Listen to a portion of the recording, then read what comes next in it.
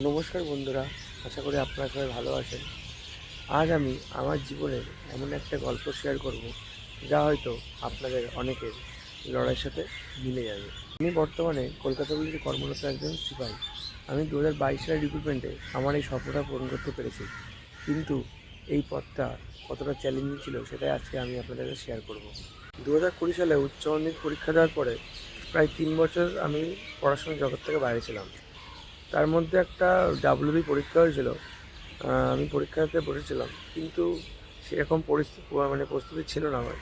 এরকম প্রস্তুতি না থাকার জন্য প্রিলিমিনারিতে ফেল করেছিলাম। আমার এখনও মনে আছে। যখন কলকাতা পুলিশের ফর্ম ফিল আপ শুরু হলো, আমি ঠিক করে নিয়েছিলাম এটাই আমার শেষ সুযোগ। নতুন করে বই খাতা হাতে নিলাম। হারিয়ে যাওয়া আত্মবিশ্বাস ফিরে পেতে সময় লেগেছিল, কিন্তু আমি হাল ছাড়িনি। শূন্য থেকে আবার শুরু করেছিলাম। সবাই আমাকে এখনও জিজ্ঞাসা করে যে, দাদা, কী এমন ম্যাজিক করলে যে 3 বছর পড়াশোনার জগতে না থাকে, তারপরে হট করে পড়াশোনার মধ্যে ঢুকে 1 বছরের মধ্যে কীভাবে চাকরি পেয়ে গেলে? আমি তখন তাদেরকে বলেছিলাম যে কোনো ম্যাজিক না, আমার কাছে সাফল্য পৌঁছানোর জন্য 3টে চাবিকাঠি ছিল বা 3টে মন্ত্র ছিল।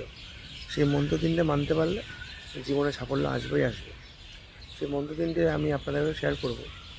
সেই মন্ত্র 3টে হলো practice, practice and more practice. নিয়মিত পড়াশুনো এবং নিয়মিত মক টেস্ট দেওয়া হলো আসল গোপন মন্ত্র।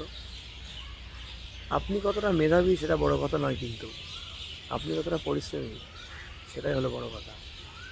তাই যারা ভাবছেন আমার দ্বারা কিছু হবে না, আমার অনেকটা সময় নষ্ট হয়ে গেছে, তাই আমি তাদেরকে বলি, শুরু করার কোনো নির্দিষ্ট সময় থাকে না। তাই নিয়ম মেনে এগিয়ে যান, সাফল্য অবশ্যই আসবে।